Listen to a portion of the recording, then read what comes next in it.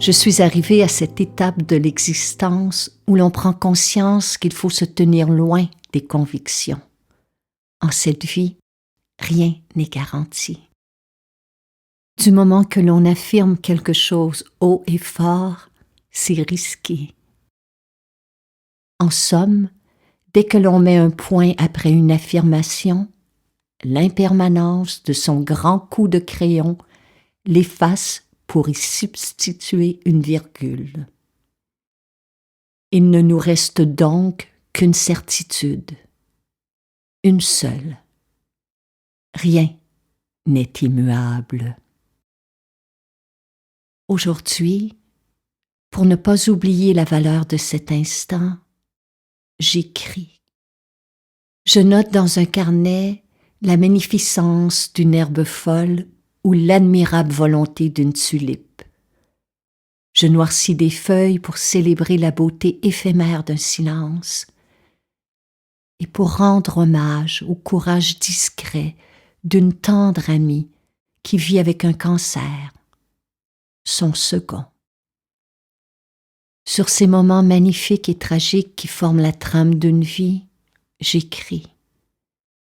Je m'interroge aussi sur le sens de l'existence où je tente de lui en donner un.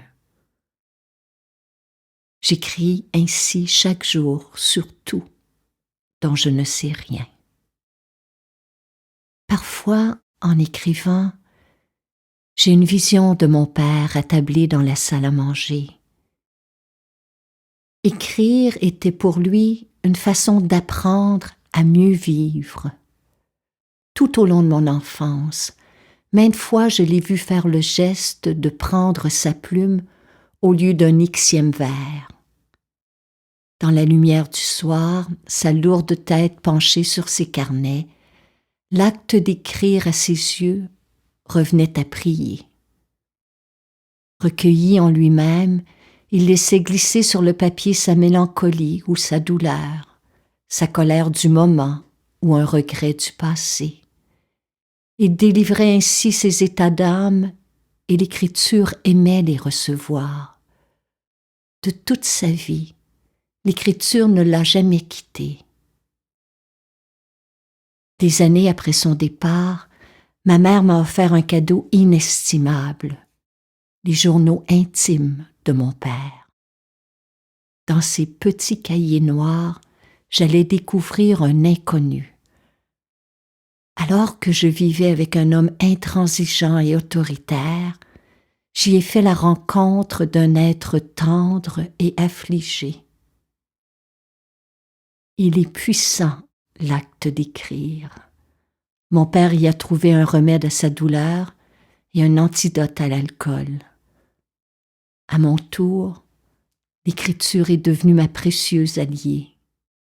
Comme pour mon père, certains jours elle me tient lieu de prière.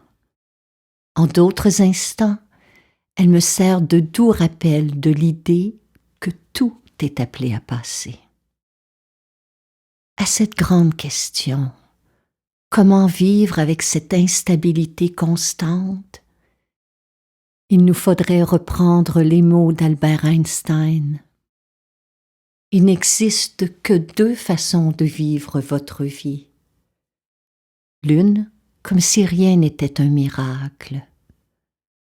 L'autre, comme si tout était un miracle.